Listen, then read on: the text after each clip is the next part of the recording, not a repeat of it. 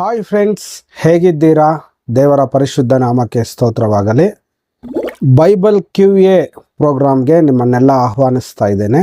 ಈ ದಿನದ ಪ್ರಶ್ನೆ, ಕ್ರಿಶ್ಚಿಯನ್ಸ್ ಎಲ್ಲ ವಾಕ್ಯವೇ ದೇವರು ಎಂಬುದಾಗಿ ಹೇಳ್ತಾರೆ, ಅದು ಹೇಗೆ? ವಾಕ್ಯವೇ ದೇವರು ಹೇಗೆ ಎಂಬ ಪ್ರಶ್ನೆಗೆ ಉತ್ತರವನ್ನು ನೋಡೋಣ. ಅದಕ್ಕಿಂತ ಮುಂಚೆ ಈ ಚಾನಲ್ನ ಫಸ್ಟ್ ಟೈಮ್ ನೋಡುವವರು ದಯಮಾಡಿ ಸಬ್ಸ್ಕ್ರೈಬ್ ಮಾಡಿ, ಈ ವಿಡಿಯೋನ ಲೈಕ್ ಮಾಡಿ, ಶೇರ್ ಮಾಡಿ. ಓಕೆ, ಅನೇಕ ಕ್ರೈಸ್ತರು ವಾಕ್ಯವನ್ನೇ ದೇವರು ಎಂಬುದಾಗಿ ಹೇಳ್ತಾ ಇರ್ತಾರೆ.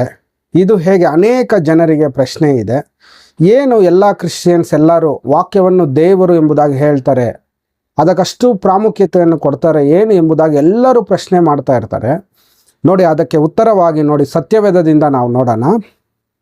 ಮೊದಲನೇದಾಗಿ ನೋಡುವಾಗ ಯೋಹಾನನು ಬರೆದ ಸುವಾರ್ತೆ 1ನೇ ಅಧ್ಯಾಯ 1ನೇ ವಾಕ್ಯದಲ್ಲಿ, ಆದಿಯಲ್ಲಿ ವಾಕ್ಯವಿತ್ತು, ಆ ವಾಕ್ಯವು ದೇವರ ಬಳಿಯಲ್ಲಿತ್ತು, ಆ ವಾಕ್ಯವು ದೇವರಾಗಿತ್ತು.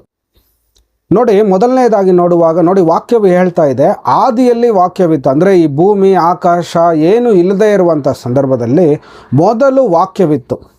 ಈ ವಾಕ್ಯದಿಂದಲೇ ಭೂಮಿಯು ಆಕಾಶವು ನಾವು ನೋಡುವಂಥ ಎಲ್ಲ ಪರಿಸರವು ಸೃಷ್ಟಿ ಮಾಡಲ್ಪಟ್ಟಿತು. ನೋಡಿ, ಈ ವಾಕ್ಯವು ದೇವರ ಬಾಯಿಂದ ಬಂದಂಥ ಈ ವಾಕ್ಯವು ಎಲ್ಲವನ್ನು ಸೃಷ್ಟಿ ಮಾಡಿತು. ನಂತರ ನೋಡುವಾಗ ಈ ವಾಕ್ಯವು ದೇವರ ಬಳಿಯಲ್ಲಿತ್ತು, ಈ ವಾಕ್ಯವೇ ದೇವರಾಗಿತ್ತು. ನೋಡಿ, ಎರಡನೆಯದಾಗಿ ನೋಡುವಂಥ ಸಂದರ್ಭದಲ್ಲಿ ಯೋಹಾನನು ಬರೆದ ಸುವಾರ್ತೆ 1ನೇ ಅಧ್ಯಾಯ 14ನೇ ವಾಕ್ಯದಲ್ಲಿ, ವಾಕ್ಯವು ನರವತಾರ ಎತ್ತಿ ನಮ್ಮ ಬಳಿಗೆ ಬಂತು. ನೋಡಿ, ಈ ವಾಕ್ಯವು ಏನು ಮಾಡ್ತಂದ್ರೆ ಹಂಗೆ ಸುಮ್ಮನೆ ಇರಲಿಲ್ಲ. ಈ ವಾಕ್ಯವು ನರವತಾರ ಅಂದರೆ ಮನುಷ್ಯನ ಒಂದು ಅವತಾರವೆತ್ತಿ ನಮ್ಮ ಬಳಿ ಬಂತು. ಅದು ಯಾರೆಂದು ನೋಡುವಂಥ ಸಂದರ್ಭದಲ್ಲಿ ಸರ್ವಶಕ್ತನಾದ ಯೇಸು ಕ್ರಿಸ್ತನು ನಮ್ಮ ಬಳಿಗೆ ಬಂದಿದ್ದಾರೆ. ಯಾಕೆ ಯೇಸು ಕ್ರಿಸ್ತನು ಬಂದಿದ್ದಾರೆ ಅಂದರೆ ಪಾಪದಲ್ಲಿರುವ ಪ್ರತಿಯೊಬ್ಬರನ್ನು ಬಿಡುಗಡೆ ಮಾಡಿ ರಕ್ಷಿಸಲು. ಅನೇಕ ಜನರು ತಪ್ಪಾದ ಮಾರ್ಗದಲ್ಲಿ ಹೋಗುವಂಥವರನ್ನು ಸರಿಯಾದ ಮಾರ್ಗದಲ್ಲಿ ನಡೆಸಲು, ಮತ್ತು ಈ ಲೋಕದ ಪ್ರಕಾರ ನೋಡುವಾಗ ಎಲ್ಲ ರೀತಿಯಾಗಿ ತಳ್ಳಲ್ಪಟ್ಟಂಥ ವ್ಯಕ್ತಿಗಳನ್ನು ದೇವರ ಬಳಿಗೆ ಸೇರಿಸಲು ಯೇಸು ಕ್ರಿಸ್ತನು ಈ ಲೋಕಕ್ಕೆ ಬಂದಿದ್ದಾರೆ. ನೋಡಿ, ಈ ವಾಕ್ಯವೆಂಬುದು ನರವತಾರವೆತ್ತಿ ಈ ಲೋಕಕ್ಕೆ ಬಂದಿದೆ. ಮೂರನೇದಾಗಿ ನೋಡುವಂಥ ಸಂದರ್ಭದಲ್ಲಿ ಪ್ರಕಟಣೆ ಗ್ರಂಥ 19ನೇ ಅಧ್ಯಾಯ 13ನೇ ವಾಕ್ಯದಲ್ಲಿ, ಆತನು ರಕ್ತ ಪ್ರೋಕ್ಷಿತನಾದ ವಸ್ತ್ರವನ್ನು ಧರಿಸಿಕೊಂಡಿದ್ದನು, ಆತನಿಗೆ ದೇವರ ವಾಕ್ಯವೆಂದು ಹೆಸರು. ಕೊನೆಯದಾಗಿ ನೋಡುವಾಗ ಮನುಷ್ಯರಿಗೆ ಈ ಲೋಕದ ಜನರಿಗೆ ನ್ಯಾಯ ತೀರಿಸಲು ದೇವರು ನೋಡಿ ಎರಡನೆಯ ಬರೋಣದಲ್ಲಿ ಯಾರು ಇರ್ತಾರೆ ಅಂದರೆ ನೋಡಿ ಅಲ್ಲಿ ಒಬ್ಬ ವ್ಯಕ್ತಿಯು ಬರ್ತಾರೆ. ಈ ಲೋಕದ ಎಲ್ಲ ಜನರಿಗೂ ನ್ಯಾಯ ತೀರಿಸುವಂಥ ಒಬ್ಬ ವ್ಯಕ್ತಿ ಬರ್ತಾನೆ. ಆ ವ್ಯಕ್ತಿಗೆ ಏನಂತ ಹೆಸರೆಂದು ನೋಡುವಾಗ ನೋಡಿ ಆತನಿಗೆ ದೇವರ ವಾಕ್ಯವೆಂದು ಹೆಸರು. ನೋಡಿ, ಈ ಲೋಕದಲ್ಲಿ ಮಾಡುವಂಥ ಎಲ್ಲ ಕಾರ್ಯಗಳಿಗೆ ಒಂದು ದಿನ ನ್ಯಾಯ ತೀರಿಸಲ್ಪಡುತ್ತೆ. ಆತನು ಹೆಸರು ಏನೆಂದರೆ ದೇವರ ವಾಕ್ಯವೆಂಬುದಾಗಿ ಆತನ ಹೆಸರು.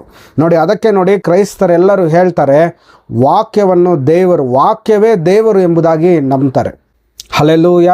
ಇವತ್ತು ಈ ಬೈಬಲ್ QAಯಲ್ಲಿ ವಾಕ್ಯವೇ ದೇವರು ಹೇಗೆ ಎಂಬ ಪ್ರಶ್ನೆಗೆ ಉತ್ತರ ಸಿಕ್ಕಿದೆ ಎಂದು ನಾನು ನಂಬ್ತಾ ಇದ್ದೇನೆ. ಈ ರೀತಿಯಾದ ನಿಮ್ಮದೇನಾದರೂ ಸತ್ಯವೇದದ ಕುರಿತಾದ ಪ್ರಶ್ನೆ ಇದ್ದರೆ ನೀವು ಕಮೆಂಟ್ ಮಾಡಿ. ಬರುವಂಥ ದಿನಗಳಲ್ಲಿ ನಿಮ್ಮ ಪ್ರಶ್ನೆಗೂ ನಾವು ಉತ್ತರ ಕೊಡಲು ಪ್ರಯತ್ನ ಮಾಡುತ್ತೇವೆ. ಈ ಒಂದು ಚಿಕ್ಕ ಸಂದೇಶ ನಿಮ್ಗೆ ಇಷ್ಟವಾದರೆ ಲೈಕ್ ಮಾಡಿ, ಶೇರ್ ಮಾಡಿ, ನಮ್ಮ ಚಾನಲ್ನ ಸಬ್ಸ್ಕ್ರೈಬ್ ಮಾಡಿ. ಇನ್ನಷ್ಟು ದೇವರ ಸಂದೇಶಗಳಿಗೋಸ್ಕರ ನಮ್ಮ ಚಾನಲ್ನ ಫಾಲೋ ಮಾಡಿ. ನಾನು ನಿಮಗೋಸ್ಕರ ಪ್ರಾರ್ಥನೆ ಮಾಡ್ತೇನೆ, ಪ್ರಾರ್ಥನೆಯಲ್ಲಿ ಏಕೀಭವಿಸಿ. ಪರಿಶುದ್ಧನಾದ ದೇವರೇ ಏಸಪ್ಪ, ನಿನಗೆ ಸ್ತೋತ್ರ ಸ್ವಾಮಿ. ಈ ವಿಡಿಯೋ ನೋಡುವ ಪ್ರತಿಯೊಬ್ಬ ಮಗನನ್ನು ಮುಟ್ಟು ಆಶೀರ್ವದಿಸು, ಬಲಪಡಿಸಪ್ಪ.